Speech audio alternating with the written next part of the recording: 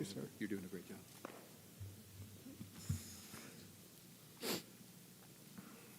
Huh?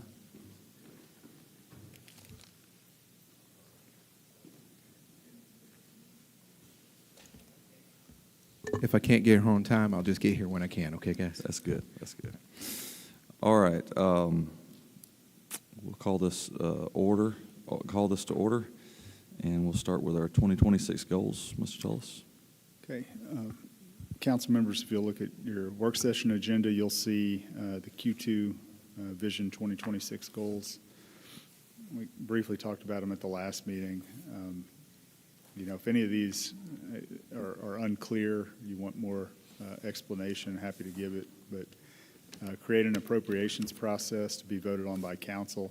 That's with our CFO. I think we're on track to get that done this quarter prior to our budget. Complete Parks and Rec maintenance facility.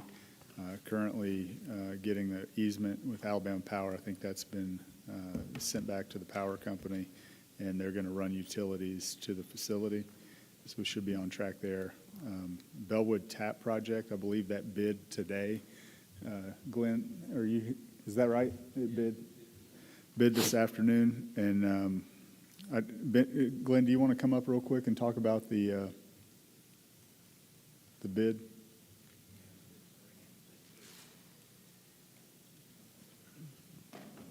Mayor and Council, we did receive bids this afternoon at 1:30. We had two bidders, actually only had two plan holders, and both of those plan holders submitted bids. And the two bidders was Wiregrass Construction and Lewis Incorporated. Lewis Incorporated is the contractor that did the Devil Avenue Tap Sidewalk project. And of course, Wiregrass has done a lot of paving in the city and very familiar with them. The low bid was submitted by Wiregrass, $654,958. The budget basically in the application was about $800,000, so it was substantially less than what we had set up in the application. So that's a very good thing. And the bids actually surprised me. Lewis's bid was $732,000, so both bids were very good bids. That's a very good sign. And we'll be going through the bids, and we'll probably prepare a bid recommendation for the mayor and possibly for the next council meeting, assuming everything in the bid looks good. So very good bids. So how that applies to our budget, the Transportation Assistant Program grant that we use is an 80-20 grant through ALDOT. So 80% is state funding that comes in, and then 20% is a match from us. So obviously, the lower the bid, the lower our match amount. So it's a win-win all the way around. So another goal, divest city of surplus properties, certain properties being investigated with the city attorney for clear title. I know our city attorney still has some of those properties. We've outsourced the title work on that. One of those properties, though, I think came up in the last council meeting with regard to Bates.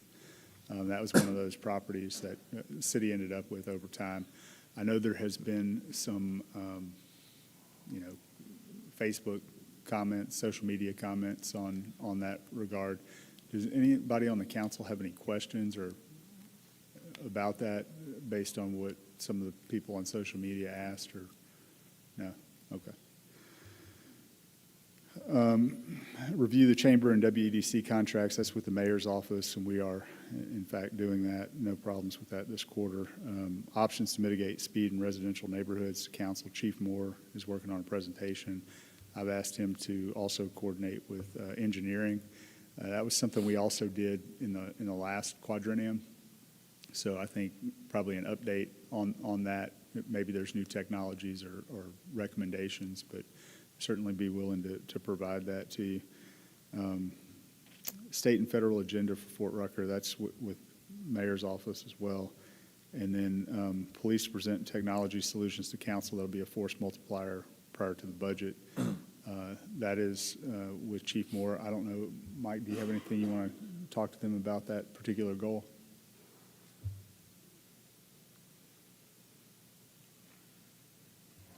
So we're still working on towards getting some sort of group within the police department to go and review other real crime centers, get an idea of what we don't know, and getting ideas of what it would cost, what we would need. I've got the room for it. I've got some of the equipment. Sending somebody to a class that's on the agenda tonight for drone operations and understanding of that.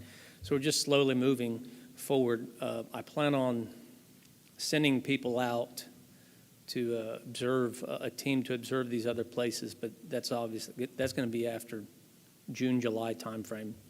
The current mission we talked about last council meeting will take precedence, and then we'll move forward from there.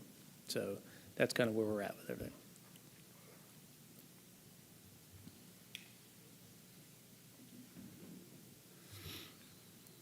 We have Old Coppinville agreement, called about an update on that again today. That's still with the school system. No update on that. Ashley, have you heard back from the, no? So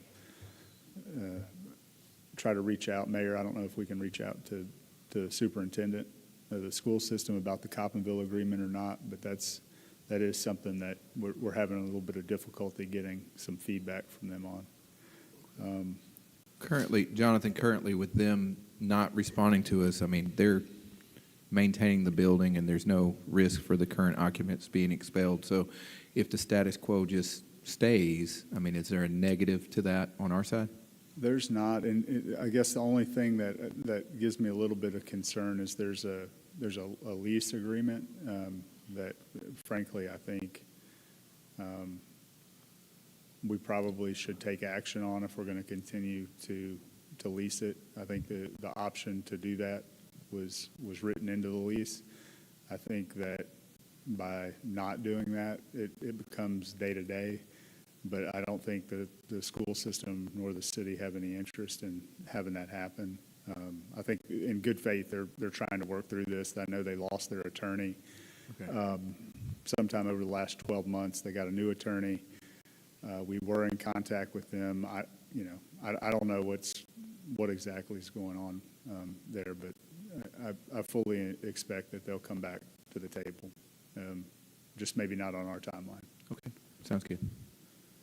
And then our quarterly nuisance property and customer service experience reports, we're going to continue as long as you're okay with that, to do that at the last meeting of each quarter, and that's what we have planned for the second quarter. And those are our quarterly goals for this second quarter. Any questions on those goals? All right. We'll go ahead and review the agenda for tonight's meeting. Begin with roll call, open prayer, pledge of allegiance, approval of the agenda, consideration of consent agenda. Anyone have any question about anything in the consent agenda? All right. Just kind of highlights here. We have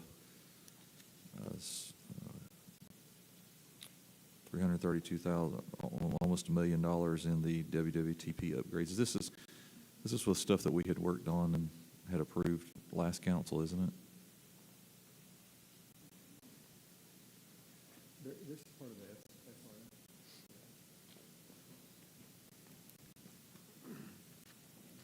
Yes, sir. This is part of the SRF program that we're working on both the wastewater treatment plants. I did get an update from the consultant, and I forwarded it over to Leanne and our accounting department. We're 75%, 80% done with the capital outlay on those two projects, and they have submitted in reimbursements for those from the state so that we can get those projects closed out this fiscal year and get reimbursed back for that work under this fiscal year. And what percentage of that do we anticipate getting reimbursed for? It's 100% up Okay. to the total amount, which I believe was like $3.2 million, if I remember correctly. Cool. I was trying to remember the details of all that. It's been a minute since we had all It those has talks. been. There was a small amount. I came back to the council and said I would like to get a little bit. There was a little bit of work that I'd love to get done that was just outside of the scope, and y'all authorized me to go ahead and finish it up. So it won't be a 100% reimbursement, but it's very close to 100%. Okay. I can give you those updates, sir, if you Now, like that. is that also Ardura? Is that part of that same project? Ardura is the consultant for that Okay. project, so they're the engineer on the project. Okay. And Smiths is the contractor. All right, that's what I thought I was remembering, but it's been a minute, so I wanted to make sure we were all on the, I've got a full email. I'll send it out to the council so you know where all of our payments yeah, are. well, especially since we have a couple of new councilmen that haven't, that weren't part of those discussions. That'd be good. I'll be glad to. Thank you. Yes, sir. And Lewis Incorporated demolition clearance for the CDBG demo project. Poly Inc. for consulting services for the wastewater treatment plants. Barge Design for construction services on County Road 606 relocation. Is that anywhere near completion yet? Because everybody keeps asking what's being built out there. So they are getting close on the road relocation. I'd say they're probably 75% completed with that road relocation with the county. So it was to relocate the road and do utility relocations as well.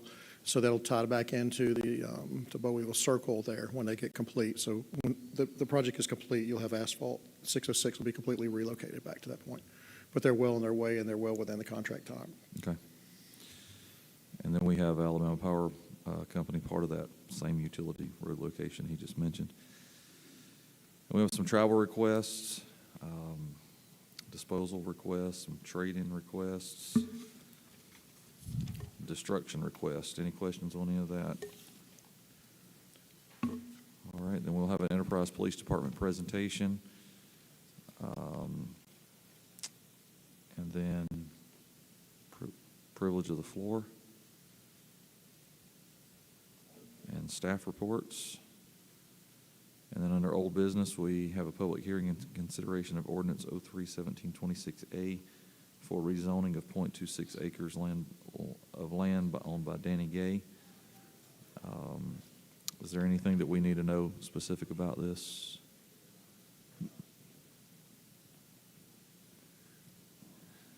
No, members of council, but that's exactly correct. It's a rezoning of about a quarter of an acre from R3 to R4. We'll have a presentation that we'll present to you at the regular public hearing time at your council meeting. Okay.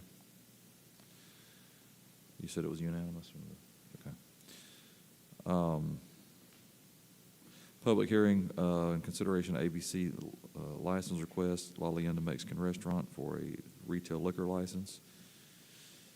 And then approval of the 2025 financial audit.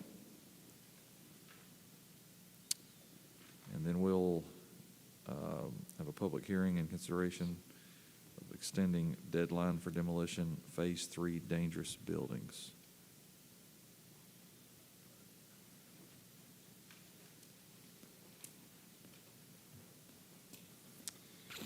Yes, sir. Just to give y'all a quick update on Phase 3 of the city initiative. We started off with 15 properties that were identified to be demolished. Of those 15, 4 of them have already been demolished. And then the remainder, the 11, 3 of those have signed up for the Phase 3 of the CDBG. We're actually trying to get as many properties that we can on that grant before we let it out to bid. And then 2 of the properties are actively working on a remediation on their properties. And we visited. It appears that they are moving and making progress on these properties. And then later on in the meeting tonight, we have the 6 remaining that we are asking permission to advertise and go ahead and see if we can go ahead and start that demolition project on those 6. Okay. And authorize mayor to execute engagement agreement with Bradley Arent Bolt Cummings. Identify, develop, draft, and submit federal and state grant applications on behalf of the city of Enterprise. We discussed this, I think, last council meeting. But Yes, sir. So essentially, we have several projects that the council have identified, one being a connector road to Rucker Boulevard is the most prevalent. We do not have a plan to pay for that should, we identify a route.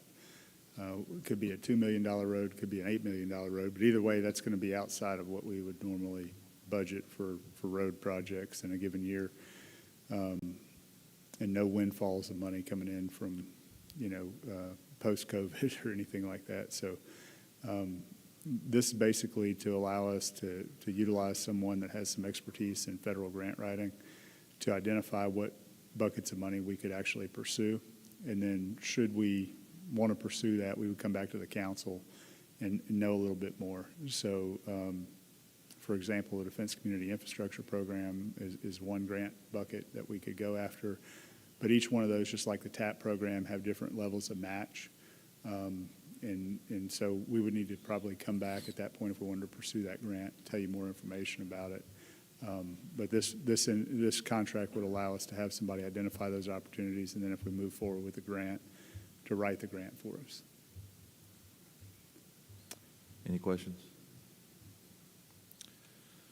All right, we'll have a consideration request from Blake Moore to purchase playground equipment. And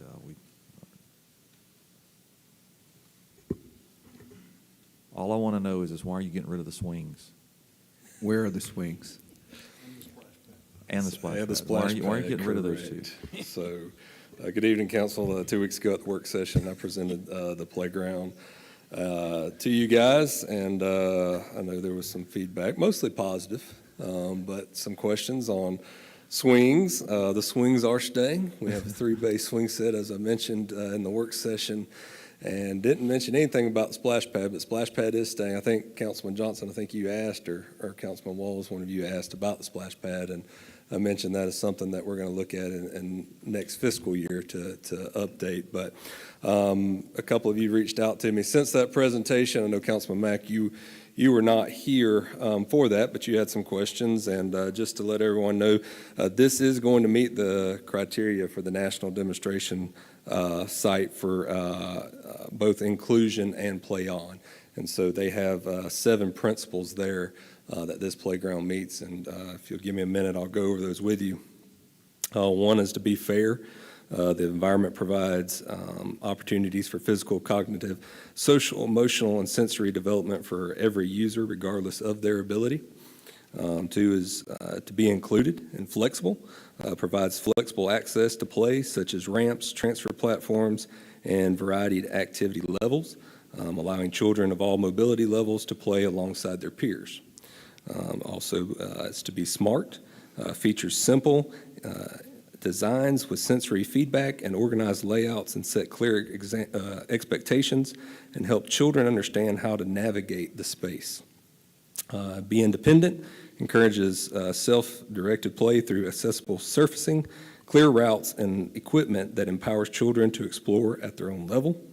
To be safe, meets or exceeds all safety standards while offering appropriate risk-taking, which is essential for development and allows for easy supervision. 6 is to be active and engaging, accommodates diverse needs by providing opportunities for physical, social, and imaginative play, encouraging substantial activity. And last one is to be comfortable, provides comfortable spaces for both movement and gathering, including considerations for sensory needs, shared areas, and seating for caregivers. And so once this is installed, we will be one of the tops in the nation and have 2 signs there that displays everything I just read to you. Could you provide that to us for copies, for Yes, sir. speaking points? Thank you. Yes, sir, absolutely. That'd be awesome. Will there be swings? There will be swings and slides and tunnels and a multitude of other things. All right, very good. Hey, very good. Thank you for the social media post, and you guys did. It was very comprehensive. Thank you very much for that. I still don't understand why you're getting rid of the swings. I will leave it there. Okay.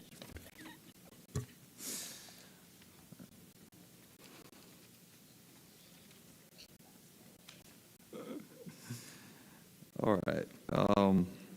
Where are we at? What's that? I think Councilman Walls wants to bring you back up here and ask why we're not keeping the swings.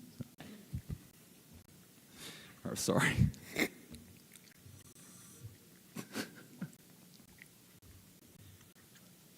Okay, let's get serious again. Next page. All right, request permission to purchase equipment for mowers. Mr. Mott? Yes, sir. So those two items there are budgeted items that were put into Public Works for replacing two of our oldest zero-turn mowers, and we secured prices on those, and those are under the allotted bid amount that we had covered under the bid for this year. Any questions on that? And we just did 2 autonomous mowers. So this, We did. One of those will, we contacted the vendor on those, and they'll be delivered sometime in the next, I think, within the next 20, 25 days is what he's projecting out. One of those will stay at the airport, and the other one is going to Parks and Rec. We're going to try on the ball fields there to see how those help us. These are two what's on the agenda tonight are actually two just commercial grade zero turn that we use around the bypass and cutting areas that we put a person on. We do keep those, just for your information. When we rotate those out, we'll take the two that came off that have a lot of trouble. We'll actually do a full evaluation and see if it's worth a complete overhaul on the machine and keep them maybe as a backup, or do we go ahead and come back to you and ask to dispose of that equipment? We try to get every piece of usable hours out of that equipment that we buy. thank you, sir. All right, and then we're requesting permission to seek bids for resurfacing improvements. Yes, sir. At the last council meeting that y'all approved, Polly's task order to complete the design of those roadways, and I think they're getting very close to having that street list complete and go into bid. This was just for transparency purposes. We always come back and ask permission to go to bids from this body. So the plans are not 100% complete. We don't have the road list 100% that I know of. But they're getting very, very close. So we thought we'd go ahead and get permission now for you to for us to go to bids on those. And then once we get bid prices, we'll bring it back to this body and ask permission to move forward with the project once we have some bid prices. Do we have an estimate of what we think that we're going We to spend on typically this? shoot between $1 million and $1.5 million, sir, on the street list. And we always add alternates to that as well, so that we can see what the numbers turn into. If we get really good bid prices, we try to push that list as far as we can. If the prices are a little high, maybe we push it back a little bit just to take as much advantage of economy of scale as we can. Sure. All right, and then seek bids for demolition and clearance of public nuisance properties. I think this is what was alluded to earlier. Yes, sir. This is to go to bid with those 6 remaining properties on the on the city initiative project. Okay. Any questions about this? Barry, sorry, I bring you back up for going back to the mowers. And this has kind of off the cuff here, but Ron Farrell, who is on our airport board, talked to me one day in the neighborhood about the FAA allowing leases of land for farm use and whatnot. Just curious, how long does it take y'all to mow the airport area? And would you be interested in listening to Ron to see what he had to say about potentially generating a revenue stream and potentially cutting down on the amount of work we have? So, yes, sir, I've got about a little over 30 years' experience with FAA and airports, and it's very common to have agricultural type use around airfields. One of the problems with that is you need to make sure while you're doing the work, they're not in the safety zones and that kind of stuff. Also, you need to make sure that whatever they plant is not an attractant to birds. So I'll say sometimes it makes sense, sometimes it doesn't. At our particular airport, we don't have a lot of adjacent land that is perpendicular to the sideways of the runways. Most of it is kind of out towards the ends. There's not even though there's a lot of land that we cut, well over 100 acres out there, there's not a big group for it to be planted. I'll be glad to talk to anybody, though, to see what they have and see if it makes sense. It's a constant state of cutting during the summer, so as soon as we stop, we never really stop. We just keep rotating around and keep the grass down. So currently, we have 2 guys that are dedicated in the field, and with the autonomous mower, that'll give us another man out there. So 3 men cutting, which is about what we've been running for the last 10, 15 years. Well, your background, and if it's not feasible, I mean, I'll tell Ron, never mind, but I'll be glad to talk to him. Chances are that it would not be feasible, but you never know of what he's looking at. So if you want to give him my number and tell him to give me a call, I'll be glad to talk to him, and let's look and see what's available. I'm open to any opportunity to get a revenue stream to help the city with something, as long as it doesn't cause us a problem with safety and causing a bird attractant out there. Yes, sir. All right, we have a request to amend the employee handbook for holidays. Holiday falls on a Saturday, the holiday shall be observed on the preceding Friday. Holiday falls on a Sunday, shall be observed on the following Monday. This is just to change that language at the very bottom to where they're all falling on a Monday except for Veterans Day. And this is to make it more in line with what the city has been doing in the past. And then this language also matches the Alabama code for what the state holidays, for how they're handled if they fall on a Saturday or a Sunday. So this is just in line with that, and then also kind of in line with what the city's already been doing in the past. All right, thank you. And then we will call for nominations for the Enterprise City School Board. Seat 1, I believe this, we have to do this by tonight, right? Okay. So we will vote on that tonight. And for a 5-year term,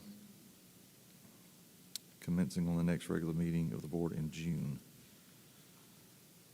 So I will open the floor for nominations, and we'll take nominations. We'll close that, and we will move to appoint and vote. Then we'll have mayor's report, council member comments, and adjournment. Any questions on the agenda for tonight?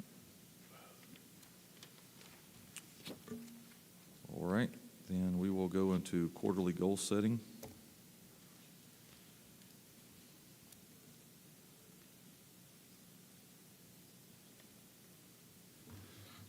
So, council members and mayor, if you look on page 4 of your work session packet, you'll see issues from Q1, 2, and 3 added for future considerations.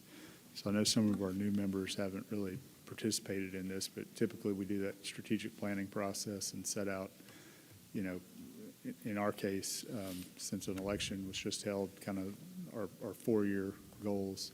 And then we say, okay, what do we need to do this year?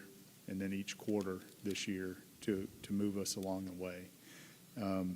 So during that time, though, we recognize that there are issues that each one of you probably get phone calls about that maybe weren't addressed in our strategic planning meeting looking out over the next 4 years, and it might not be germane. And so shame on me for not bringing this to your attention throughout the first quarter, but there's a space there at the end, and it's always there. And so if you have something during each quarter that maybe isn't something staff's currently working on, but you'd like to find out if your colleagues would like to support that and give that to staff to work on for some future quarter or year to work on, this would be the time every quarter when we address that, where we say, hey, are the quarterly goals good? Are we on pace? Do we need to make any audibles or adjustments to what we're currently working on? Do we need to add or subtract anything from what we've set out to do? So just give you a little feedback on what we're here and why we're here an hour early or than we normally would be. So with that, I'll turn it back over to you, Councilman Paget. All right, so I know we have listed right here a couple of things that have come up recently, and there may be some other things, and we'll likely have time for that if some of you have other things you want to get on this list. But the first one on there, I believe, was something Councilman Walls wanted to talk about. It's Rooker Boulevard Park. So, I will, just before we get started on the planning, for especially the new ones here, if we discuss anything that might pinpoint a specific piece of property that we might be interested in, we probably want to go into executive session on that. If we are talking about anything that might have to do with specific security issues of a specific, so we get into IT stuff, we talk about security about a specific thing that we want, that we're concerned about, we might want to go into executive session because there's things that bad actors may not need to know about. So, all right. Yeah, absolutely. So thank you, guys. So one of the things that I know we're working on, I attended the Rucker Boulevard revitalization meeting that was held at Rucker Boulevard Elementary School last year. And I know there's a plan for some green space and a greenway potentially on Rucker Boulevard. I would like to just float out there and see what the appetite is for the council and the city to begin the process of identifying potential locations for that and start moving in that direction. One thing that it will do for the city is allow our residents that are not served by city service down Rucker Boulevard to have access to that, to potentially provide some gravity towards better development or more development on Rucker Boulevard by seeing the city investing in Rucker Boulevard. So if we want it to be a place that people want to live, work, and play, to see the city moving in that direction and begin the process of identifying areas that may be potential sites for a city park or green space.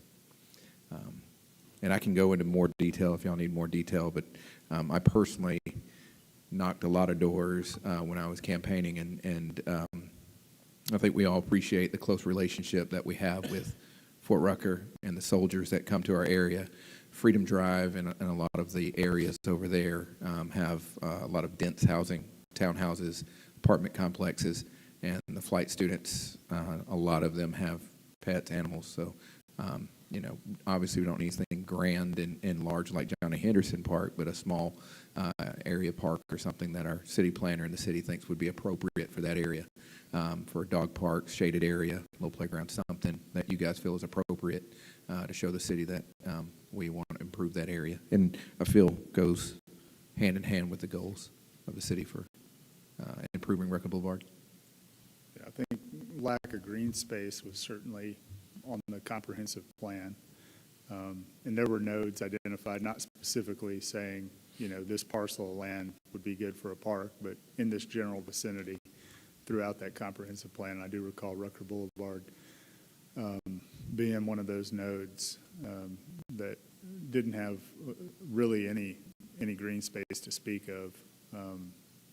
So, I think if I'm understanding that, what you want is not for the city to go buy a piece of land, but at this point, just identify potential sites and bring them back to the council for kind of review. Absolutely. And feasibility. That's correct. Yeah, if we can identify some areas that would be good places for a park to go, green space to be, that may can incorporate future plans for sidewalking or, road improvements or other improvements, so it flows into a cohesive plan that the city's coming up with. Yeah, absolutely, if we can begin that process, and I think we have it on one of our quarterly goals for some Rucker Boulevard planning, identify and fund the first phase of Rucker Boulevard. Maybe sometime, and I believe that's Q3, maybe it ties into that, I'm not sure, but if we can begin the process. Okay. Size and scope, I know you said you're not really sure exactly what this looks like at the moment, but so just generally speaking, West Side Park on College Street, you got the one on the corner of Carroll Street, you got one on the corner of Ouida Street. Just can you ballpark kind of what you're thinking about? I think that might be best for maybe our city planner and the city to kind of look at the population that park would serve and let them kind of determine what would be appropriate. Just for me, going over there, I know the green space where a dog can run, play, playground. I'm not a playground expert. I'll defer that to city planner and Blake to kind of talk about it and see what may be appropriate for that size of the population over there. But So in your mind, what amenities would be at that park?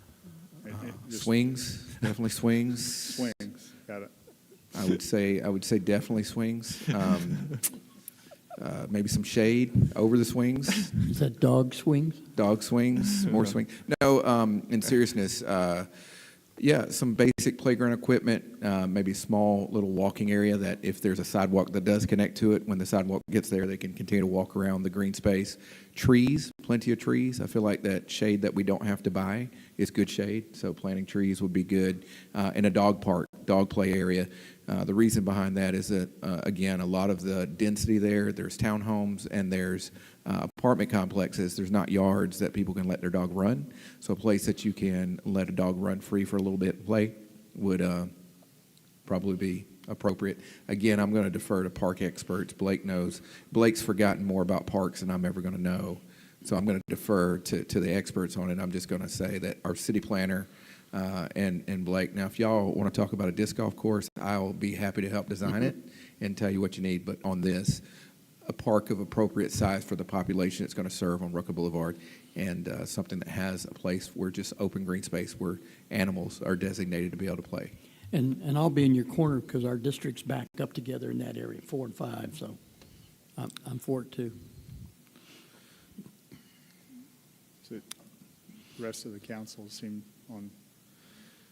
Yeah, I think that's definitely something we've sort of bounced around a couple of times as additional parks and identifying. And as far as I'm aware, I don't think there's any parks in District 3 or District 5.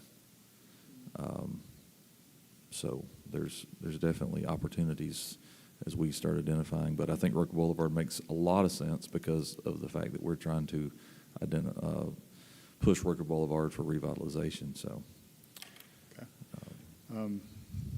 You know, Blake, you know, what would be a good time frame for you and Tim? You know, how long will we need to identify? You know, is this a second quarter goal? Is this a third quarter goal?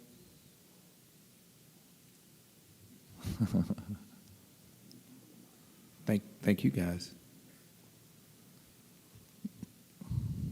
So me and Tim are going to meet right here in front of you on the spot. Now that's government progress right there. That's what we like to see. Look at that. guy. From the standpoint, and yes, I'm aware of the meetings that have taken place and at Rucker Boulevard, and knew that was a future goal of ours. And if it's a goal of the council, and if something that you want to press, we certainly can press it. I think first things first is let Tim and I sit down and look at locations and be able to present that to you. And then give me some time to kind of present you some ideas of what could go in that space.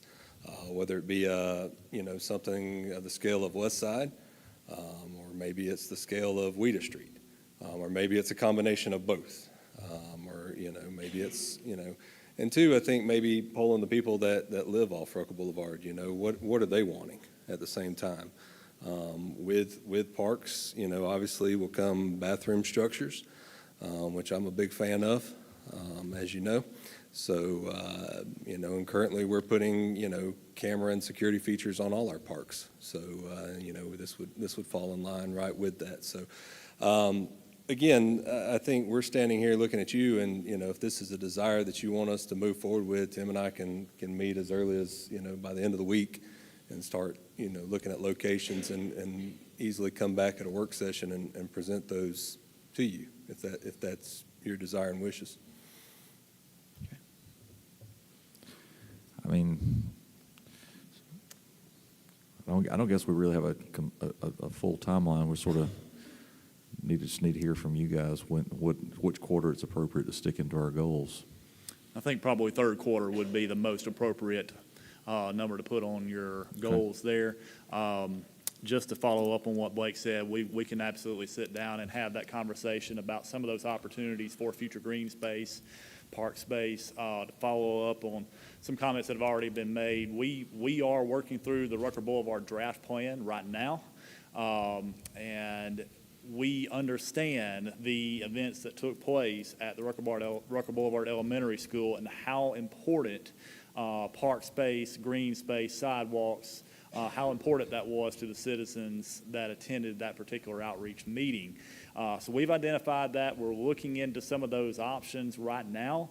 But nonetheless, we'll meet with Blake, and Blake and I will sit down and look a little bit more deeply into some possible locations, be able to bring that to you back to you at a future work session, and be able to go from there. Yeah, I think one thing that was mentioned there for the Rucker Boulevard revitalization, and it's just a simple thing, but people said over and over trees. I think it goes well in a park, it goes well on the side of a street, but provide natural shade. So trees, I can remember specifically, was brought up quite a bit. And then on land acquisition, I would be amiss if I didn't bring up, and I know it doesn't tie into Rucker Boulevard. I'm going off script for a second, Jonathan, I'm sorry. But I did have a constituent reach out and mention the possibility of, maybe trying to find an area that we could expand our baseball facilities. So I don't know where that would tie in, but if we could look at that as well and see if that's something that we can start looking at potential sites for that. I know we have some old ball fields behind the rec center that can be turned into something else that they need down there, but Yeah, I think if you remember in our long-range planning, that is something I brought up to the council, in 10 years.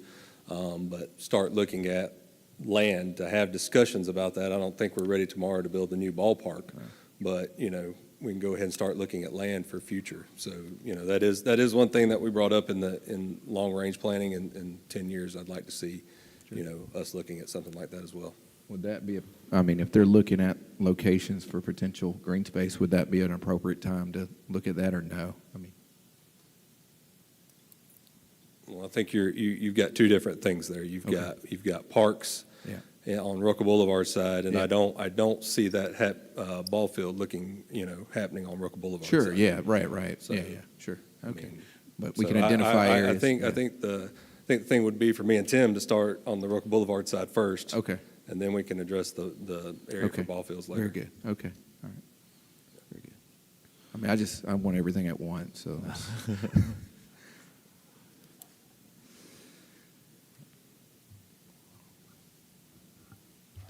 Thank you. So our next item that we've already had a lot of discussion about is modern city IT solutions. And I think there's been a lot of progress really fast in the last few weeks. Thankfully, there was already a lot of work going on that we didn't exactly know about. So some of that is definitely already in the works.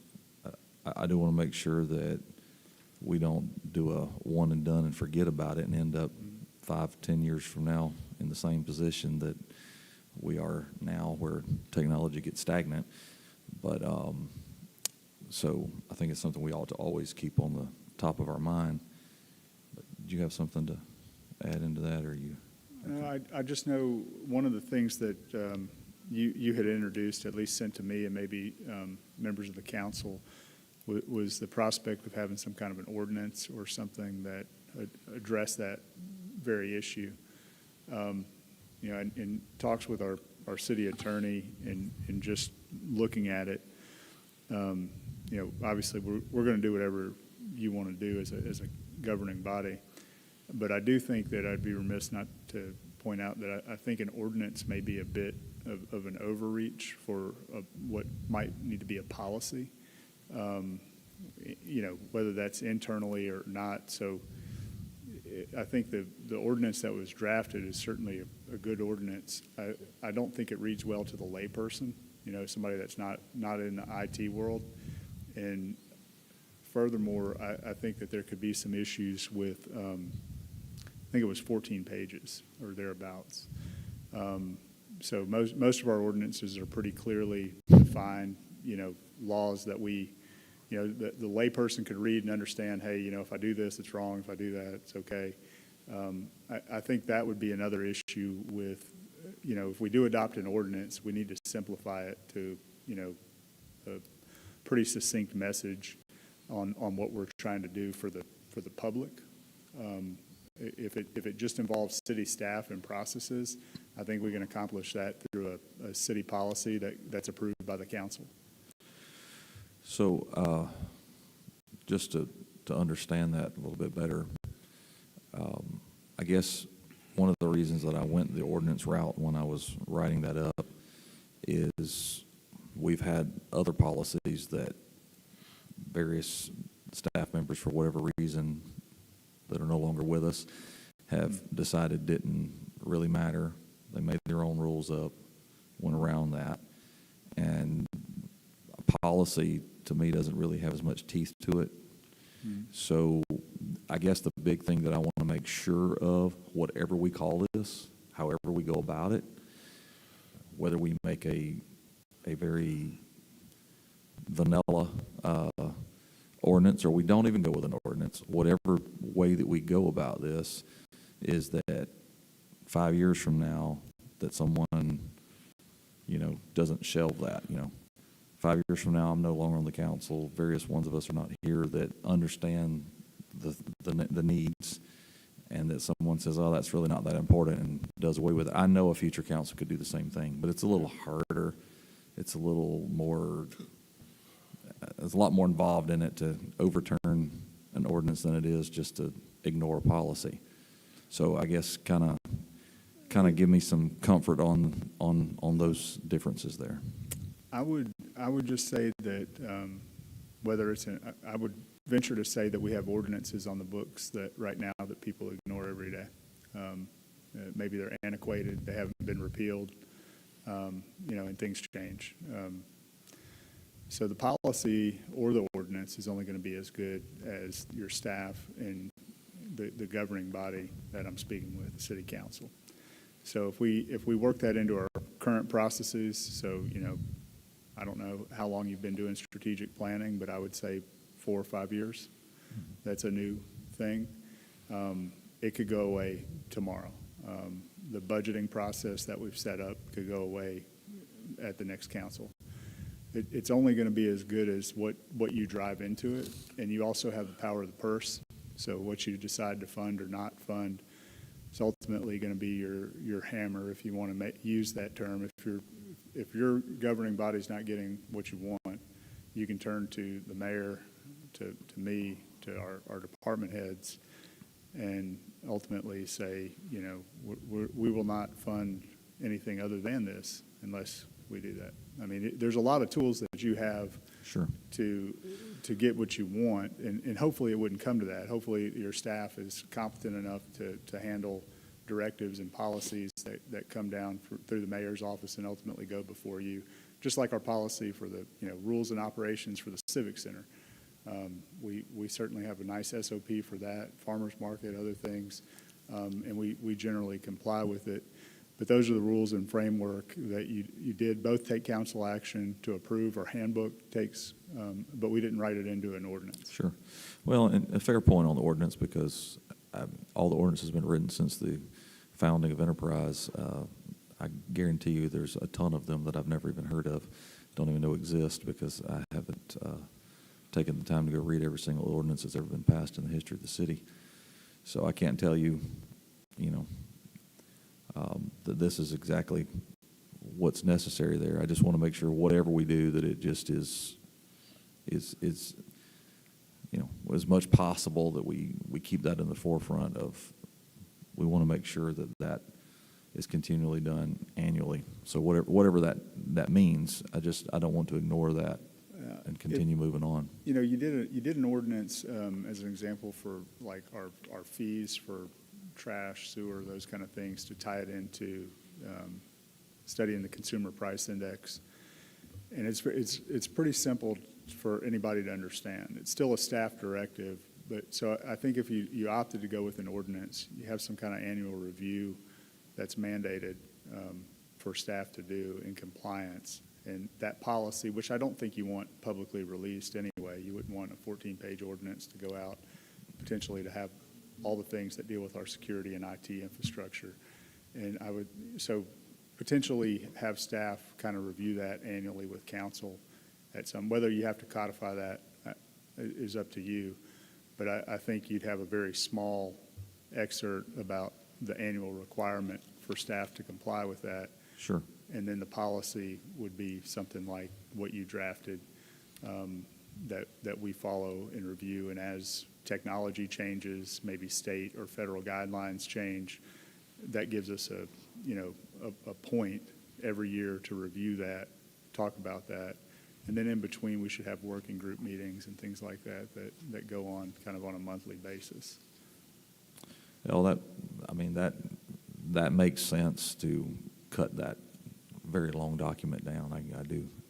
Just whatever we can do to make sure that is on at least once a year on the forefront of somebody's mind, to make sure that's done properly. Yes, sir. And I think we can accomplish that. I think, Greg, it'll be appropriate to kind of define what that word done properly means too, because I think that if we got 3 IT professionals here, you have 1 on staff, in the building to help with any questions. So I think all 4 of us may come up with an idea of how that should be done for the city. Sure. But, we need to define what properly is, Yeah.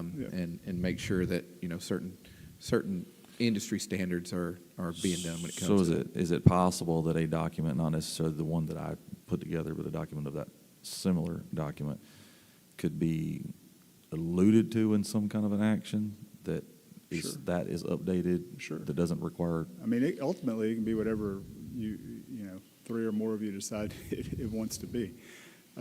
So yes, I mean, I would just ask that if we do that, we could work with the council on a document, an SOP or whatever, and have something that you like. And then if you do feel the need to pass an ordinance or not, you tell us what you want. If you want us to review it monthly and we're not, then fire us. Find somebody else to do the job, because we're not doing what you want. That's ultimately the power that you or the mayor can have, depending on the department head. If we're not doing the job, then you need to find somebody that can. sure. Okay, I just want to make sure it doesn't get forgotten about, that we move on and accomplish it. Where is that in I know it's added to the future issues, like where is that going to be added to kind of, or where would that be appropriate to be added to help develop that document? I guess that's one of the things we talked about, or we're talking about, right, is Yeah. where does that fit in to be able to accomplish creating a document with an SOP, policy, whatever we want to call it? Yeah. So, very little, I think 95% of your staff is going to contribute very little to that document. Okay. I think our IT professionals, maybe our law enforcement, city attorney, will have to staff it. So I don't know what would be an appropriate timeline, along with your schedules. You have 3 IT professionals, which you've mentioned on the council. Your schedules are going to be important in helping craft that document too. So, Jeremy is with us tonight. Jeremy, what's a reasonable? So here's, for me, what I would consider reasonable is, but I have a lot of confidence in what we've done. I think though, before we move into some of the new things that we've signed off on, and start adding additional technology, that it would be good to say, okay, here's a solid baseline. We have all of the knowledge of everything that we currently have, but then we have this third-party baseline that says this is where it is, so that we know, yes, we're good to go to stack additional technology, or no, we need to make some changes before that additional technology gets added.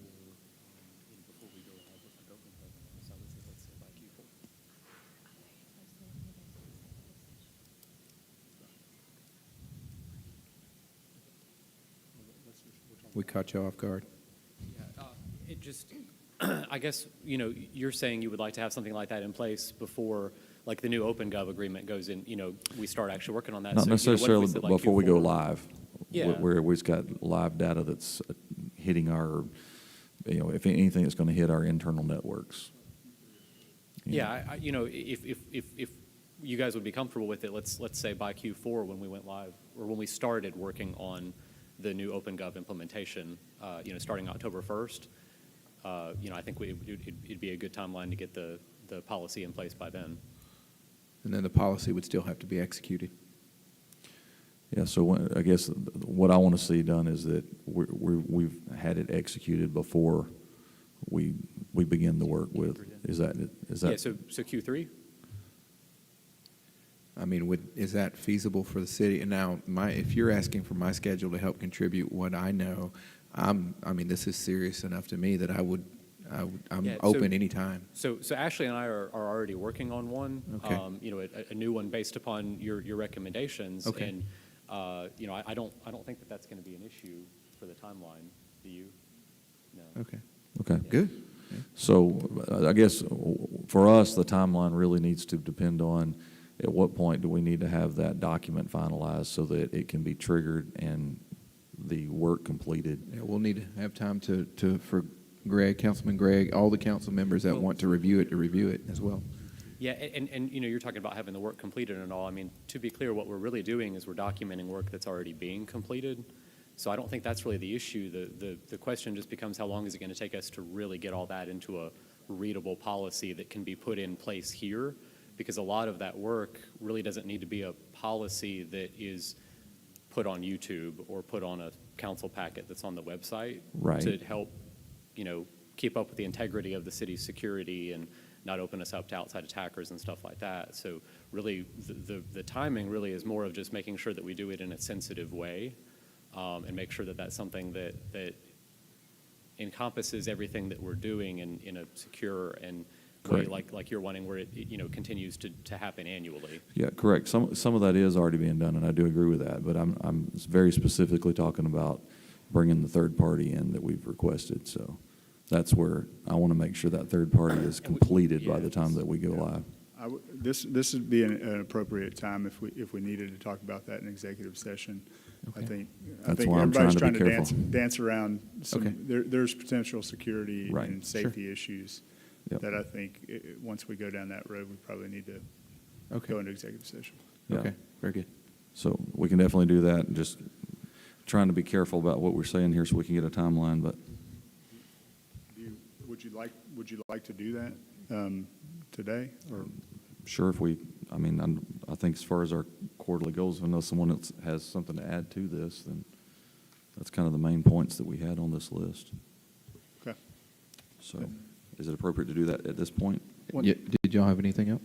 One thing for future consideration, there's a gentleman in our district, in District 2, that lives on a dirt road. And he talks to me occasionally about upkeep and things of that nature. So I reached out to Jonathan, and I know of maybe 2 or 3 dirt roads in the city of Enterprise, and not asking those to be paved or anything. That's not in the budget at the moment, but I think Jonathan identified maybe 7 dirt roads in the city of Enterprise. I know of 2 or 3 of them. And just not sure from a public works standpoint, do we have a policy or procedure for conditioning of those said roads?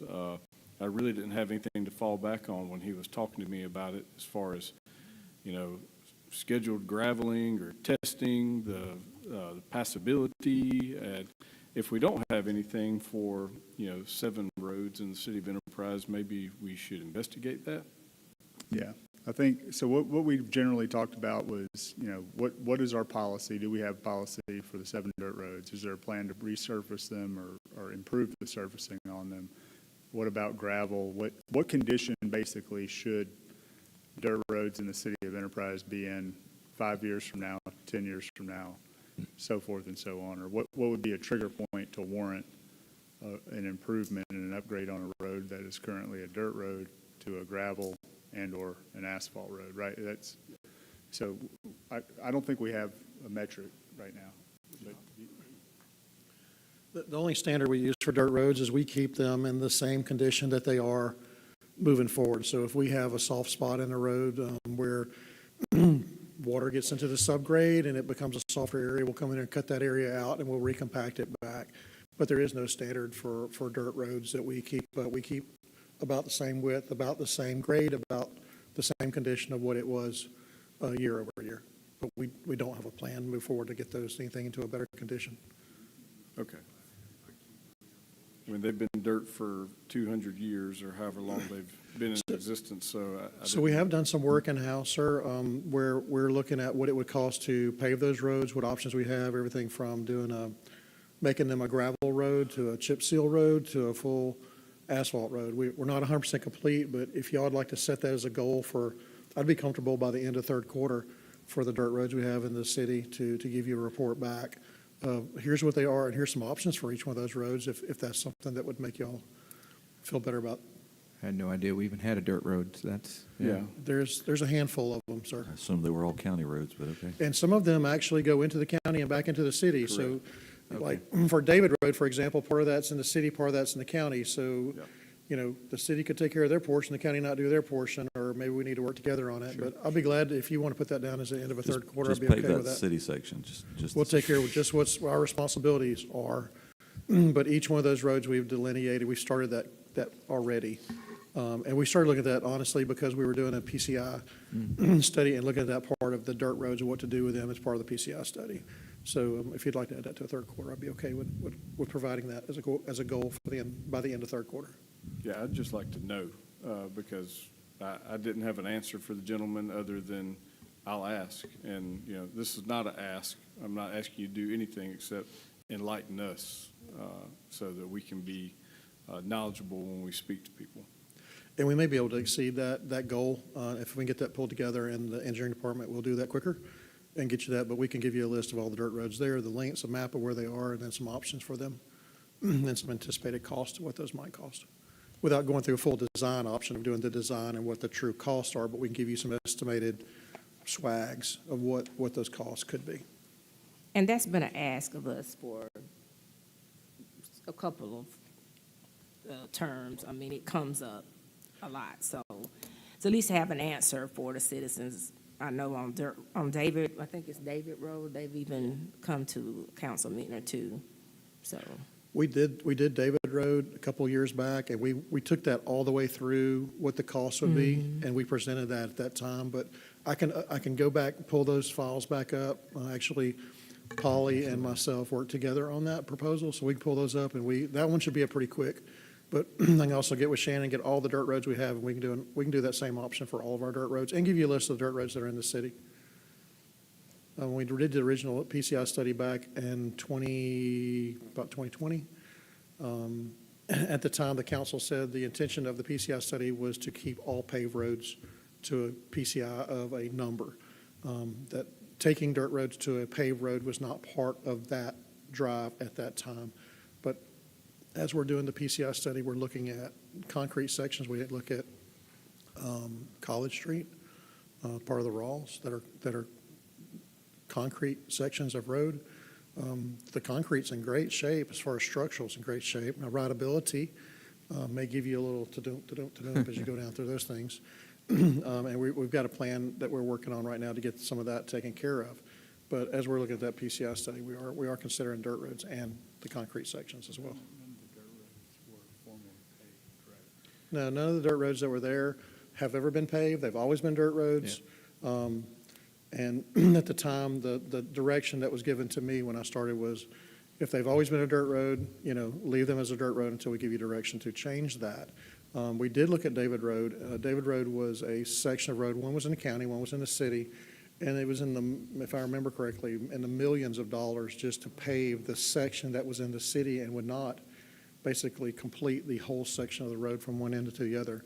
Early discussions with the county was they did not have intention to pave their portion of David Road, even if we were to go forward with our section as well. that would be futile. Ma'am? I said, so that would definitely be futile. So you'd have paved half a road, right? I Right. think it goes back to That's 3 backwards. notches ours, then what goes back, 231 is theirs. I can't remember. It's about half and half.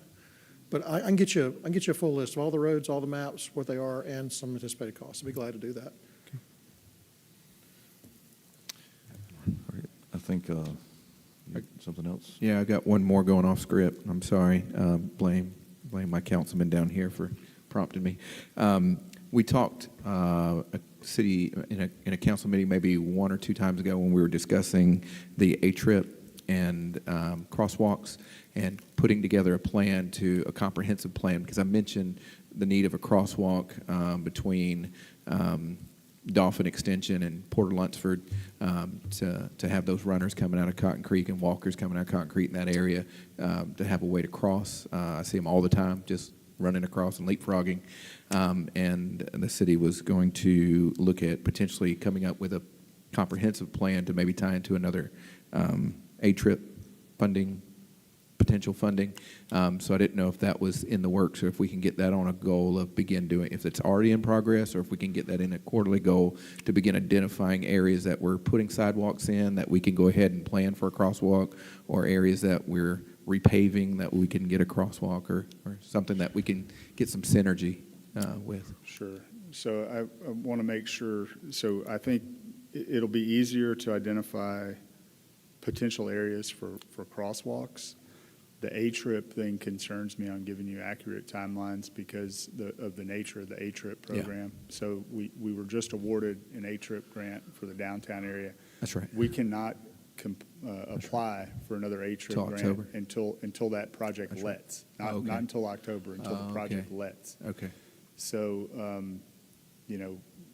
just given the years past, if the former council will remember the signal or roundabout up on 27, that took about 4 years to Right. actually let the project because it went in and out of design. And so I think those need to be separate. Like I think what you're talking about through Come up with a A-Trip plan, is yeah. identifying the funding source, which would be, ancillary to the plan. Like where Yeah, they what need I'm to be. specifically saying, come up with a cohesive plan on where we could benefit with having some crosswalks put in, whether it's ends up being funded by us or we get to write a Sure. grant for A-Trip and tie it into some future. I guess a word to use would be like shovel-ready project in case we Yeah. can write it, get another grant. We're ready to go on what we're going to present and say Okay. this is what we'd like to do. I would say by Q4, we should. I think Q4, which is normal for us, it's kind of a catch-all. It may be a little lighter in terms of our quarterly goal list. I think probably every council member can identify an area in their district that they probably see people trying to cross the road or try to move around on a bicycle or on foot that they probably could benefit in. Me specifically, the one I always see is between Porter Lunsford and Dolphin because I drive there all the time. I can work with our city planner. That's awesome. Yeah, on he looks that. excited. He didn't know he was going to get so much work tonight. That's So, good. He is. That's why we hired him for. There we go. Very good. And Councilman Pageant, I don't know if it would be, in the interest of time, if you want to maybe skip ahead, if your plan is to go into executive session to take care of two other housekeeping issues there. Sure. The May 19th council date fire truck. Absolutely. Right. I think, I just want to mention a goal.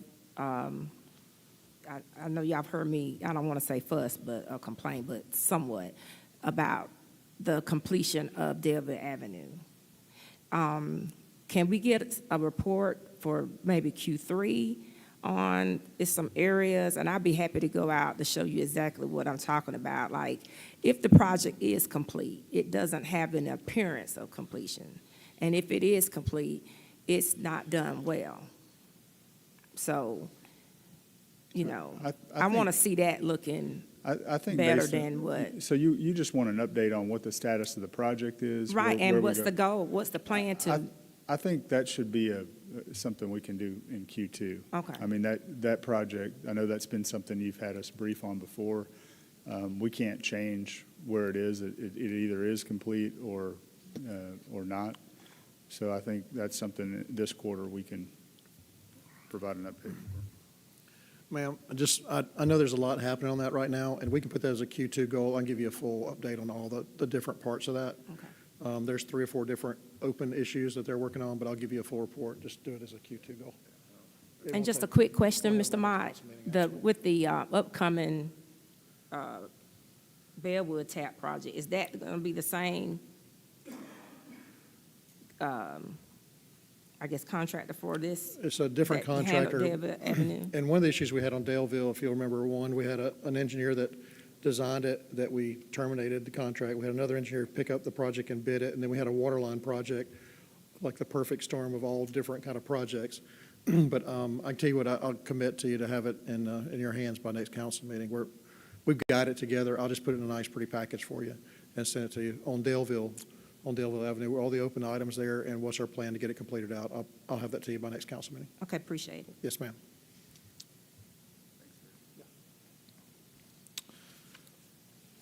any other new issues or considerations we need to add to the?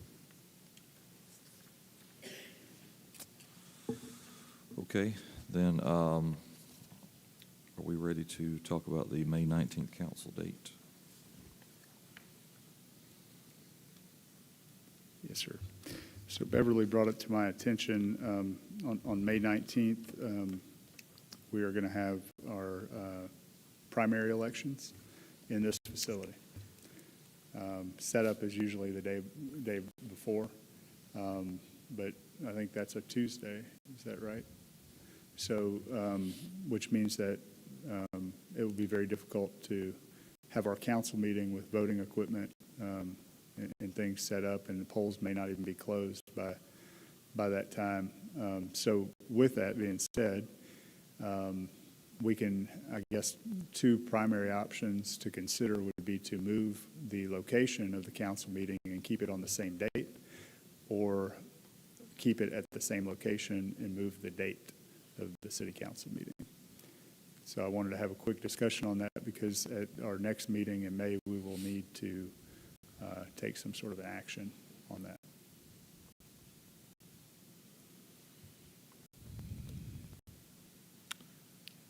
What kind of involvement does the city staff have with the primary election? Is that county run, or is that? It's county run. Okay, so it's not city employees taken away from? It's not just Beer gets staff to open and close the Civic Center, but and do set up or tear down to the degree they have, which presumably wouldn't affect another location. So we could look at the old council chambers, the courtroom, if that space is available. The limitation there, obviously, the reason we're having them here is the size, which we could look at the agenda on what needs to be done that night, and try to, if it doesn't need to be on that agenda, not add it, to make it where we don't have any special recognitions or ceremonies where we have like the volleyball team or somebody come here with a bunch of parents and grandparents that would like to see their child. So we could probably house it there if that was a wish of the council. I think my personal opinion was we could keep it on the same date, just different location would be that's my opinion, but I'm one of five, so what y'all think? Keep it on the same date. I'd go for the court building. Suits me. Yep, works for me. Okay. Make it so. So whether it be there or somewhere else, just we can. Okay. Yes, sir. We'll make it happen. Yeah. All right, then, fire truck discussion. All right. This looks expensive. We have Chief Davis and Leanne that's going to be Yeah, presenting. I see Chief Davis almost ran up here, so that's a good thing. As you know, the previous incarnation of this council put us on a plan because we had a lot of engines that were very old. One of our backup engines was the same age as when I graduated. And as young as I may look, I'm older than you think. That plan has worked out very well. But we didn't get far enough in that plan before, unfortunately, we had a recent catastrophic engine failure in Unit 104, which is a 29-year-old E1 Cyclone. You have already approved for 27 a $980,000 E1. What I am requesting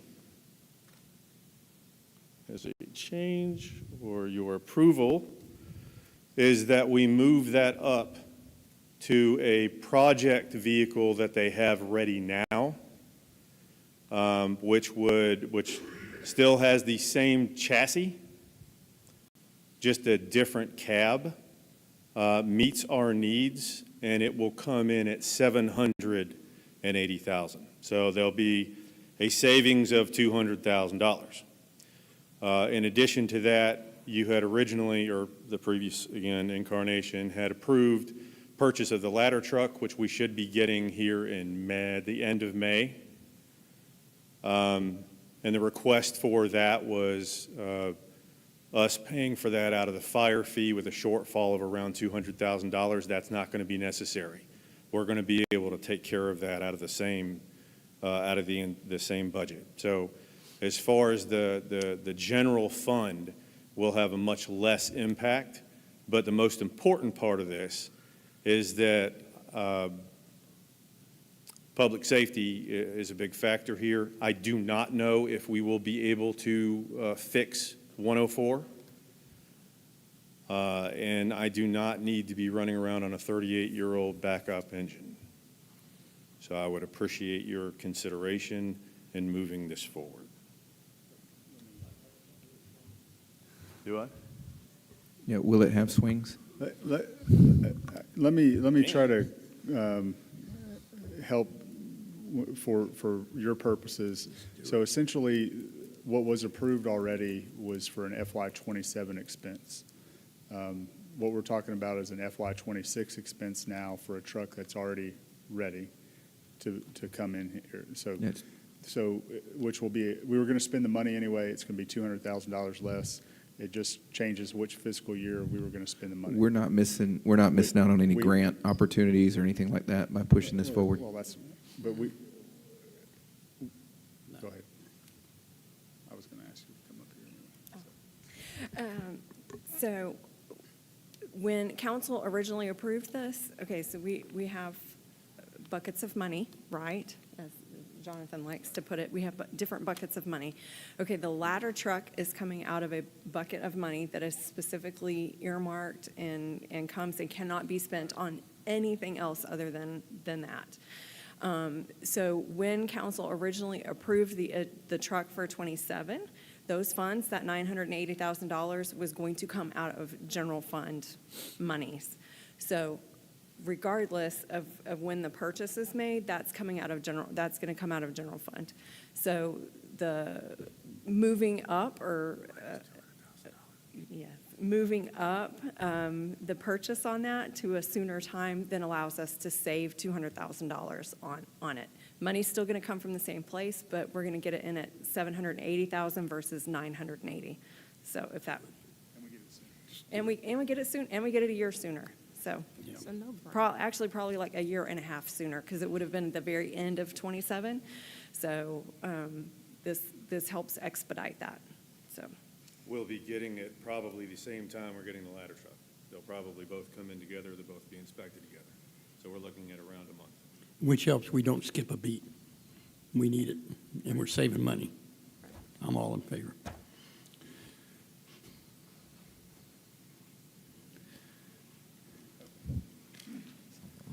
Those were the only two things, council, unless you have any other questions prior to, if you wanted to entertain a motion for executive session. All right. I would entertain a motion for executive session. I make a motion we enter into an executive session. Second. All right. All in favor? Aye. All opposed? Any discussion before we, should have had already before we voted on that? All right. Let's go.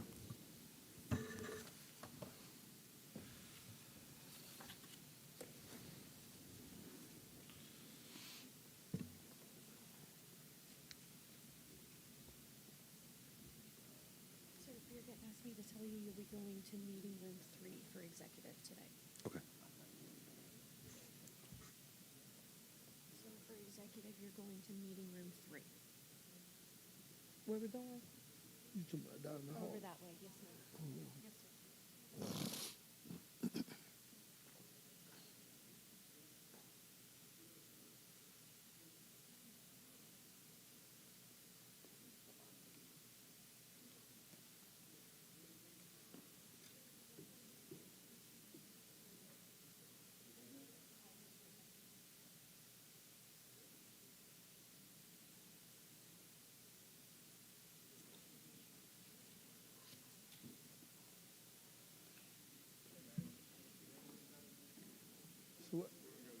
Yeah.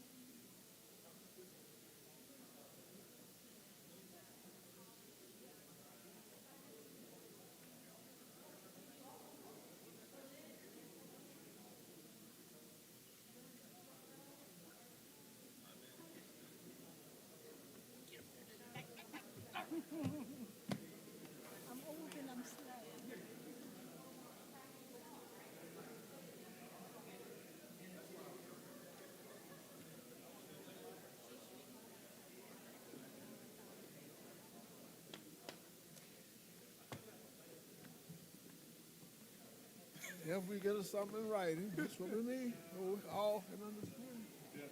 Get us something in writing, Greg. What's that? Get us something in writing.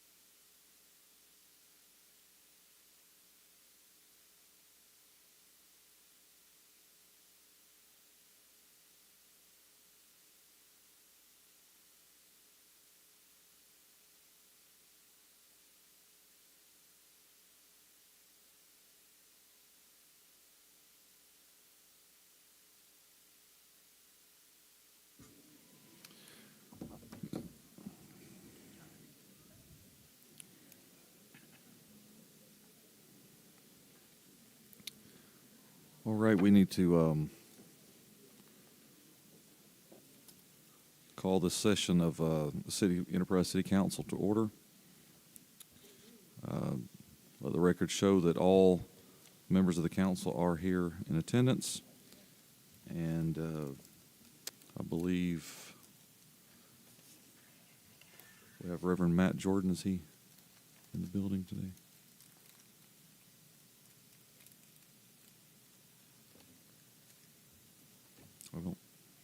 I don't see him. We have someone filling in for?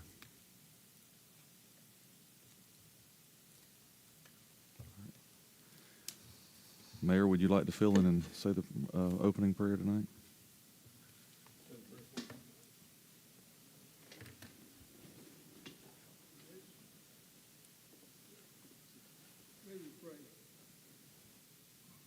Most gracious and heavenly Father, we want to thank Thee for this day and the many blessings that Thou hast bestowed upon us. As we are gathered here tonight in the business of the city that was being carried out. Father, strengthen us where we're weak, build us up where we're torn down, and give us that love that goes from heart to heart and breast to breast. And Lord, as we leave here, let us leave here with a positive attitude. These and other blessings we ask in our Son, Jesus' name. Amen. Please join me in the pledge. I pledge allegiance to the flag of the United States of America and to the republic for which it stands, one nation, under God, indivisible, with liberty and justice for all.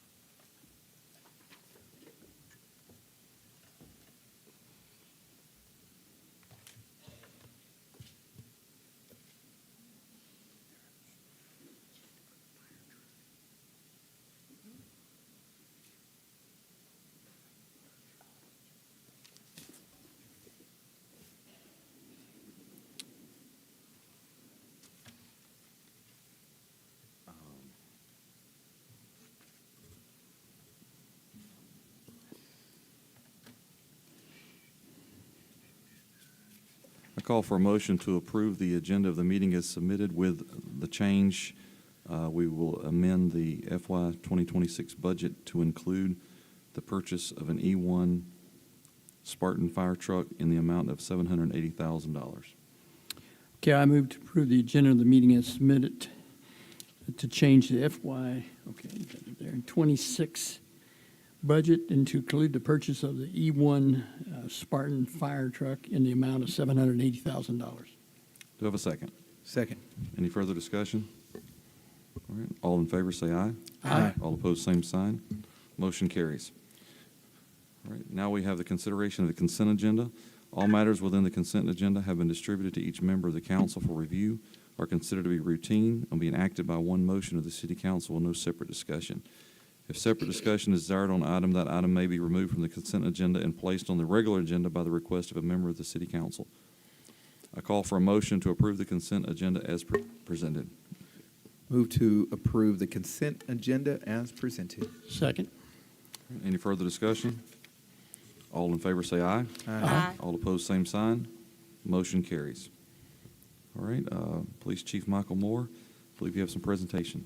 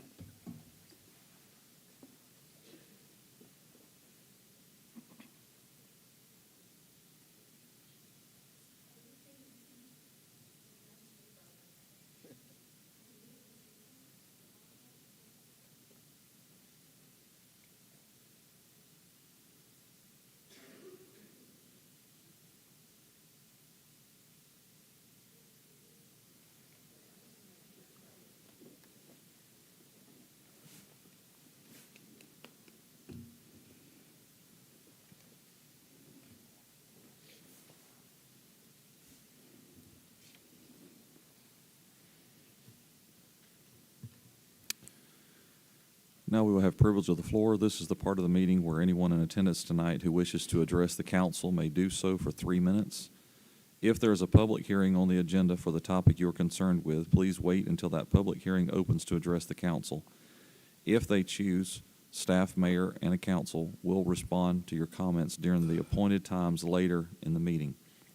Repetitive, disruptive, and disparaging comments will not be tolerated. If you're found out of order, your privileges can and will be revoked. Does anyone wish to address the council at this time? Okay. If you would state your name.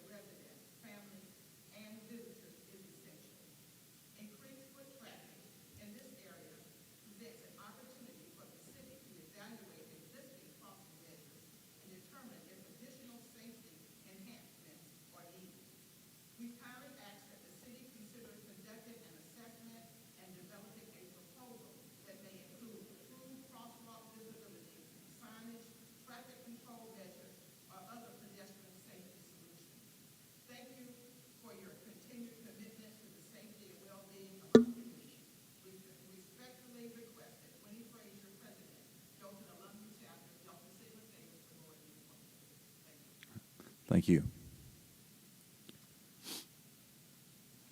Is there anyone else that would like to address the council? All right. Seeing none, we'll move into staff reports. All right, Mr. Mott.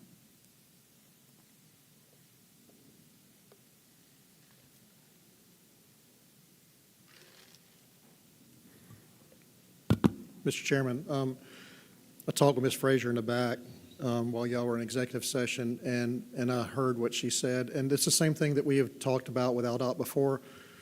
The engineering department is on board to work with ALDOT to get a crosswalk across that section from the farmer's market to that area of parking right across the street. Just want to remind you that ALDOT had told us no on that before, and we'll continue working with them to see if there is a way that we could work with them to get a crosswalk there. But the engineering department's in support of that, and we've had conversations with Representative Markey, with our state senators, with Mr. Tullis, Mayor. We'll continue to work on that to see how we can get that done. It's not that we're against that in any way. That is an ALDOT road. They have full control over what goes on ALDOT road, and they maintain that road as well. So I'll bring that back. I gave her my card. She's going to send me a copy of the letter that she read from, and I'm going to forward that on to ALDOT and our representatives, along with some comments from the engineering office in support of that, to see how we can work together to get that crosswalk installed. Thank you. Yes, sir.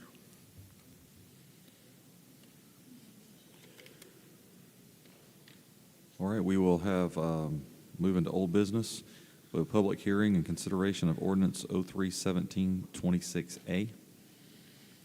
A call for a public hearing prior to consideration of ordinance 03-1726A, providing for the rezoning of .26 acres of land owned by Danny Gay from R3 High Density Single Family Residential District to R4 Mixed Residential District located at 218 East Hildreth Avenue.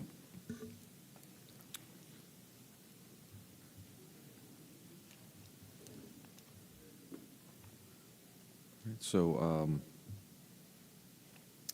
you will give us the... Yes, Mr. Chairman, members, do have a brief PowerPoint presentation to give to you, to give you a little bit of background on the specifics of this particular rezoning request. This is 218 East Hildreth Avenue. It's at the southwest corner of East Hildreth Avenue and Aaron Street. 191605211004042000 is the parcel ID number.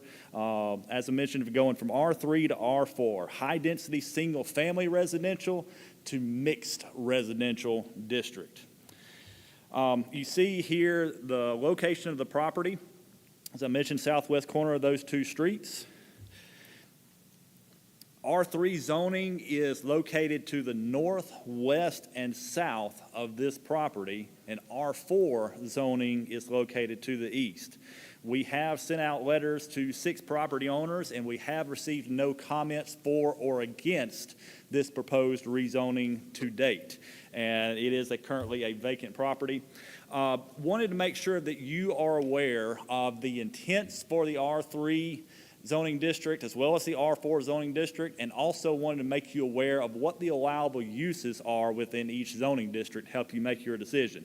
So R3 district here, you see on the slide, the purpose is to provide and preserve land for use for high-density, single-family dwelling units and other compatible uses in areas that are geographically defined and protected from the encroachment of incompatible uses. So as a result, you have the allowable uses, which are limited to conservation subdivisions, cottage developments, single-family dwellings, short-term rentals, and parks. Very limited amount of uses that can be found within R3 zoning district itself. It's designed for single-family residential.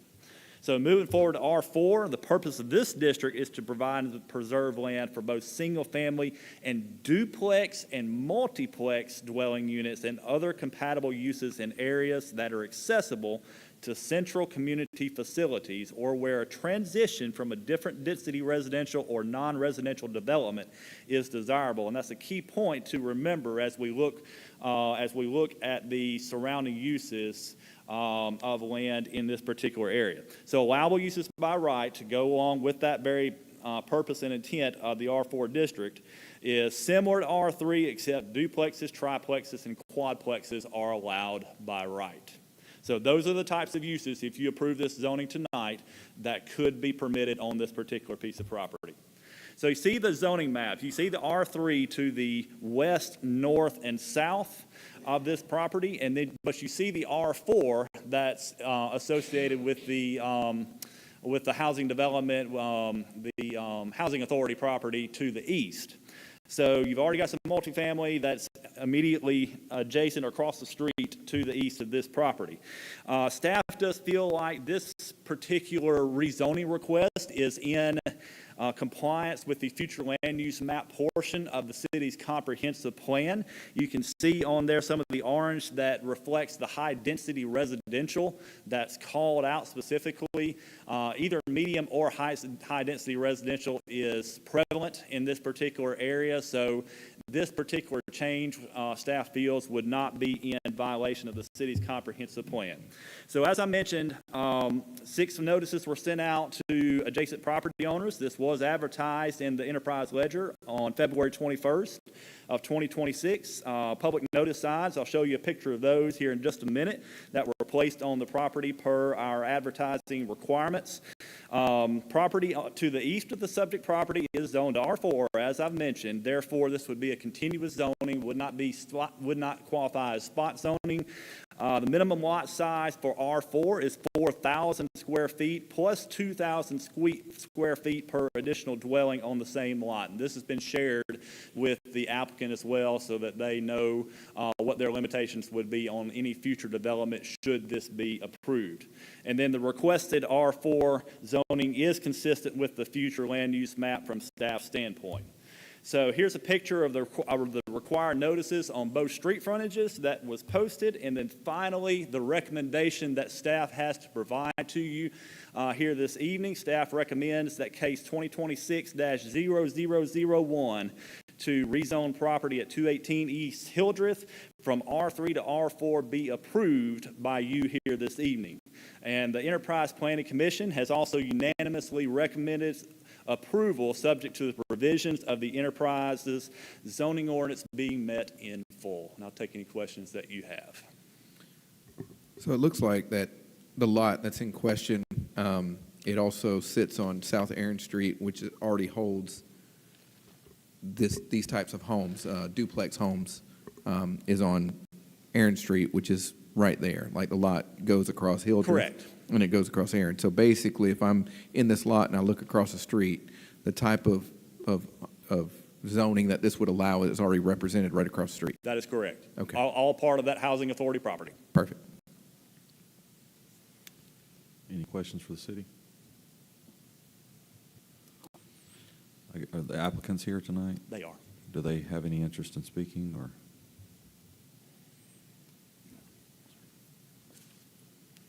Okay. Is there anyone here from the general public that's interested in voicing support or opposition?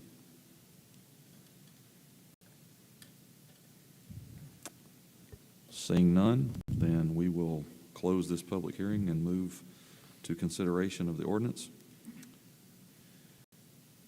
Do I have a motion? I move to adopt ordinance 031726A. Second. Any further discussion? All in favor say aye. Aye. All opposed, same sign. Motion carries.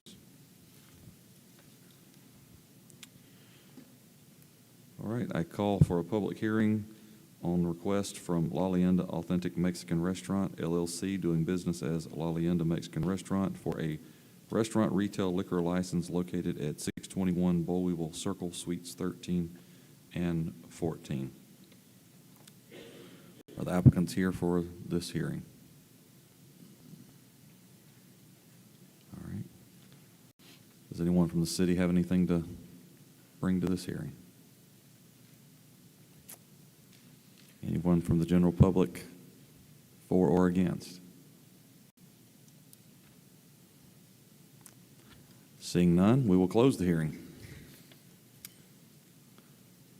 Do I have a motion to approve? Move to approve the ABC license request as submitted. Second. Any further discussion?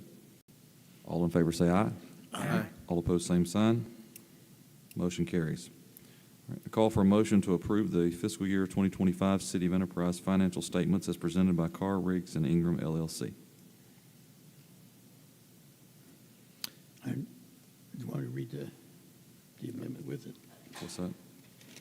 Or is that just the budget? This is the financial statements. Okay. Sorry. Well, I'll move to approve the FY 2025 City of Enterprise financial statements as presented. I'll second. That's right. All right. Any further discussion? All in favor say aye. Aye. All opposed, same sign. Motion carries. All right, as we move into new business, do we have a specific, is this good enough just to reread at this point? Okay. All right, so under new business, we'll take as the first item of the agenda to amend the fiscal year 2026 budget to include the purchase of E1 Spartan fire truck in the amount of $780,000. Do I have a motion? Move to approve the purchase of the fire truck and the amendment. Second. All right. Any further discussion? All in favor say aye. Aye. All opposed, same sign. Motion carries. All right, call for a public hearing prior to consideration of Resolution 04-2126, extending the deadline for the demolition of structures as described in the report of recommendation of extension for time for demolition, making the deadline October 31st, 2026. This hearing is now open. Mr. Mott? Mr. Chairman, I know we had talked about this in a work session, but because it's a public hearing, I want to reiterate some of the points that were made earlier. There were 15 properties that were brought in under this, and looking through here, 1, 2, 3, 4, 5 of those have been mitigated or complete, moved to phase 3, working through a mediation agreement. We have 4 more that were completed in phase 2, and there's 1, 2, 3, 4, 5, 6 that do not currently have a mitigation agreement or have not signed up for a CDBG. So we're asking just to move forward with the list as you have, to give staff the ability to, if we have a mitigation agreement and all, we will not move forward with demolition. But just to, as our attorney said before, we'll keep the pressure on and then asking to go through those. I've got a list of all the properties here, if you'd like to go through them in detail, or if anybody shows up and has them, I have those available that Mr. Lucas gave me. And these have already been approved by the council for demolition, correct? Correct. Is there any member of the general public here to speak on or against?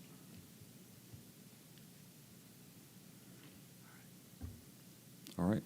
Seeing none, this hearing is now closed. Do I have a motion? I move to adopt Resolution 042126. Second. All right, any further discussion?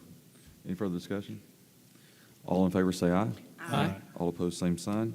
Motion carries. All right, call for a motion to authorize the mayor upon consultation with the city administrator and city attorney to execute an engagement agreement with Bradley, Arent, Bolt, Cummings LLP to identify, develop, draft, and submit federal and state grant applications on behalf of the city of Enterprise. Do I have a motion? I move to authorize the mayor to execute an engagement agreement with Bradley, Arent, Bolt, Cummings LLP upon the consultation with the city administrator and city attorney. Second? Any further discussion? All in favor say aye. Aye. All opposed, same sign. Motion carries. All right, introduce and call for consideration of a request from Blake Moore, Director of Community Services and Recreation, to purchase playground equipment from Game Time Struthers Recreation LLC through an Omnia Partners purchasing contract in total cost of $772,521.48. The equipment for use at Johnny Henderson Family Park is a FY26 budgeted item. Do I have a motion? I move to approve the purchase request as submitted. Second. All right, any further discussion? All in favor say aye. Aye. All opposed, same sign. Motion carries. Introduce and call for consideration of a request from City Engineer, Public Works Director Barry Mott to purchase 2 Hustler XL zero-turn mowers from the Dowling Truck and Tractor at a total cost of $29,998. The equipment is the FY26 budgeted item and is under the allocated amount. Do I have a motion? Move to approve the purchase request as submitted. Second. All right, any further discussion? All in favor say aye. Aye. All opposed, same sign. Motion carries. Introduce and call for consideration of a request from City Engineer, Public Works Director Barry Mott to authorize Poly Incorporated to advertise and seek bids for the FY26 resurfacing improvements project Phase 6. Move to approve the request to seek bids as requested. Second? All right, any further discussion?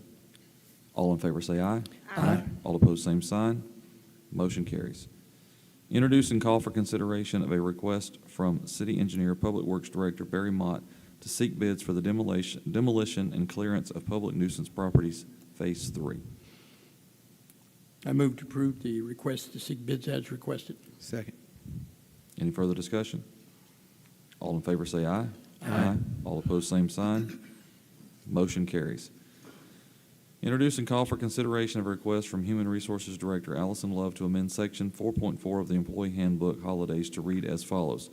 Holiday schedules are set by the City Council. When a holiday falls on Saturday, the holiday shall be observed on the preceding Friday. When a holiday falls on Sunday, the holiday shall be observed on the following Monday. I move to amend Section 4.4 of the Employee Handbook as submitted. Second. Any further discussion? All in favor say aye. Aye. All opposed, same sign. Motion carries. Call for nominations to the Enterprise City School Board, Seat 1, for a 5-year term in accordance with Section 1611.3 of the Code of Alabama, commencing on the date of the next regular meeting of the board in June of this year. I open the floor for nominations to the Enterprise City School Board, Seat 1. I nominate Jennifer Boykins to the Enterprise City School Board, Seat 1. Are there any other nominations? All right. Hearing none, I close the nominations and call for a motion to appoint Jennifer Boykins to the Enterprise City School Board, Seat 1. I move to appoint Jennifer Boykins to the Enterprise City School Board, Seat 1. Second the motion. All right. Any further discussion? All in favor say aye.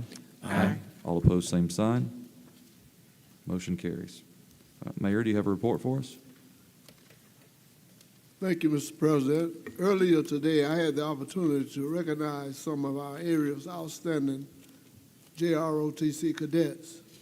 These young men and women set an example through their discipline, leadership, and commitment to service, and we are proud of the role they play in shaping our future. Last week, several of us represented the City of Enterprise at the Army Aviation Association of America Annual Summit in Nashville. This conference provided an opportunity to share our story, strengthen relationships, build partnerships, and that support continue to grow in our community. With our close ties to Fort Rucker and Army Aviation, it is important that Enterprise has a presence on that national stage.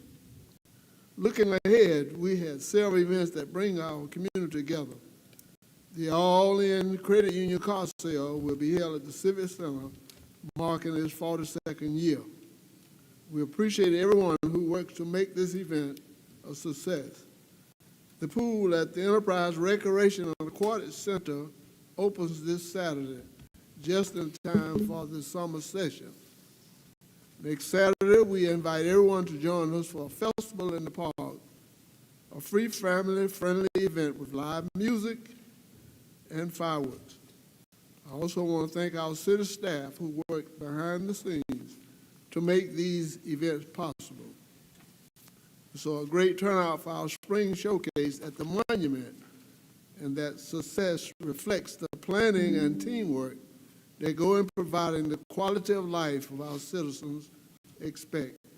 Enterprise is strong because of its people, and together we will continue to move our community forward. May God bless Enterprise, and may God bless America. Thank you. Ms. Rich? I certainly want to acknowledge our officers for their hard work in making sure that the young boy was returned home safely.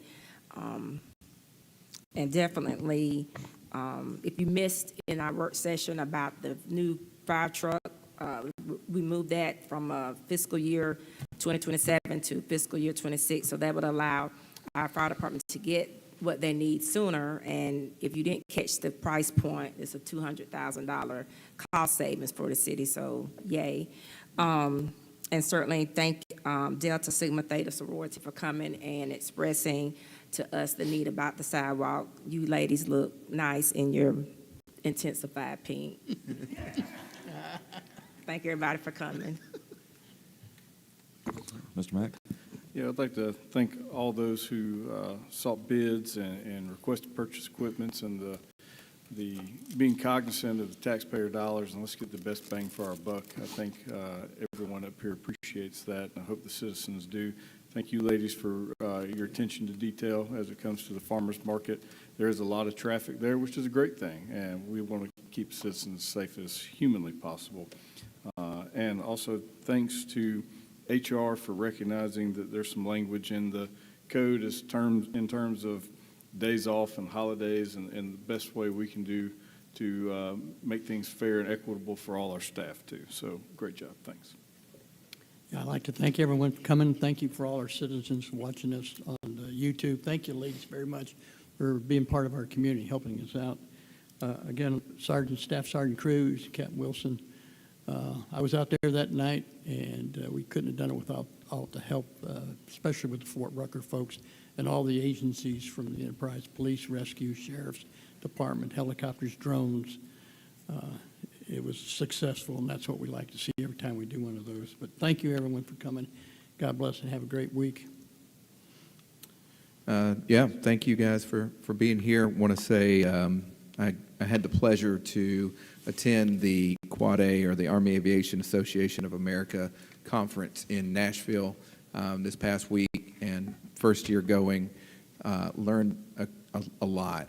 And I personally appreciate our close relationship and ties with Fort Rucker. The commanding general made a statement, which we know is true, that Fort Rucker is the economic engine of our area. And I feel like it's very important for us. I had two other council members that were able to go, and some other members of the city. It's just very important for us to learn as much as we can about what Fort Rucker does, how it's changing, and how we can be a part of that, and how we can have that economic engine continue to churn here in the Wiregrass. So looking forward to many more years of going up there and trying to bring back some federal dollars to our area with Fort Rucker. If you are a fan of Army Aviation, I'd be amiss to say that There's a local disc golf group that is hosting a tournament as well, I know about, at Johnny Henderson Park. So thank you for Blake, more particularly for being so easy to work with and allowing disc golf to be a small sport that's growing in our area. And we currently have the number 5 rated course in the entire state of Alabama. And once a year, we pay a thank you to Fort Rucker by hosting the Army Aviation Heritage Memorial Disc Golf Tournament. And we have players from all over the area, professional players coming in to play in this event. So excited for the success of that. Yeah, thank you, Chief Davis, for saving us $200,000 on a fire truck. Thank you all for coming. I think most everything's been said. The only thing I just can't get away from Chief Davis is, sounds like my wife going shopping. I saved us $200,000, but I'm looking at a ticket that says $780,000. No, good job, good job. Thank you for paying attention to those kind of things, and definitely glad to save money on something that we already had intended to spend money on. And thank you, Blake, for making sure that we have swings. More swings. All right. Thank you all for coming. This meeting is adjourned.